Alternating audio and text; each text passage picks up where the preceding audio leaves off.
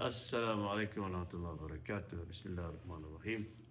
Alhamdulillahirabbil wassalatu wassalamu ala sayyidina Muhammad wa ala sahbihi ajmain. Dalam surat Yusuf ada kata-kata yang diulang banyak. Itu kata-kata wa kadzalik dan demikian. Demikian. Kata-kata ini mengandung arti yang dalam yang menunjukkan bahwa segala sesuatu yang terjadi dalam kehidupan itu adalah merupakan salah satu dari perencanaan Allah SWT atau Allah's plan.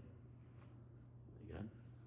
Misalnya ketika Nabi Yusuf di dalam sumur, Allah mengatakan wa kadzalika yajtabika wa yu'allimuka min ta'wil ahadits.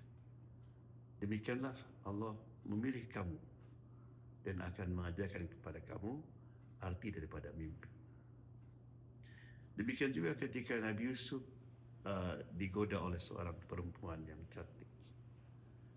Ya. Maka Allah mengatakan wa kadzalika linasrifa anhu as-su'a wal fahsya. Demikianlah Allah SWT menjauhkan darinya perbuatan yang buruk dan perbuatan yang tidak disenangi sama Allah Subhanahu wa taala atau perbuatan zina. Demikian juga ketika Yusuf keluar dari penjara dan sekarang dia berada di istana. Karena Allah juga demikian wa kadzalika makkanna li Yusufa fil ardi. Demikianlah Allah SWT memberikan kedudukan Yusuf di bumi ini menjadi orang number one di Mesir ketika itu dan seterusnya. Jadi kata-kata ini menunjukkan bahwa ketika kita menghadapi sesuatu malapetaka, ujian yang berat, ingat kata-kata wa kadzalika. Demikianlah. Bahwa ini semua adalah termasuk dari perencanaan Allah Subhanahu wa taala. Kadang-kadang dalam kehidupan kita menghadapi sesuatu yang sangat berat. Seperti Nabi Yusuf ketika dalam sumur, kesian anak muda gitu kan.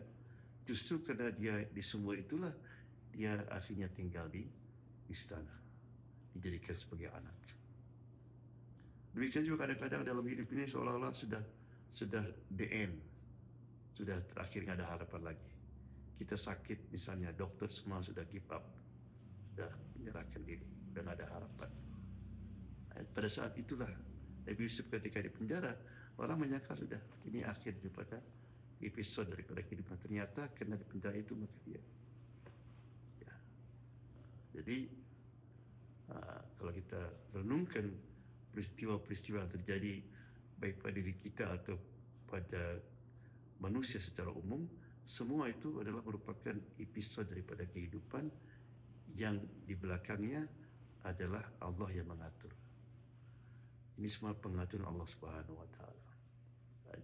Kalau kita perhatikan penderitaan yang dihadapi oleh orang-orang Gaza,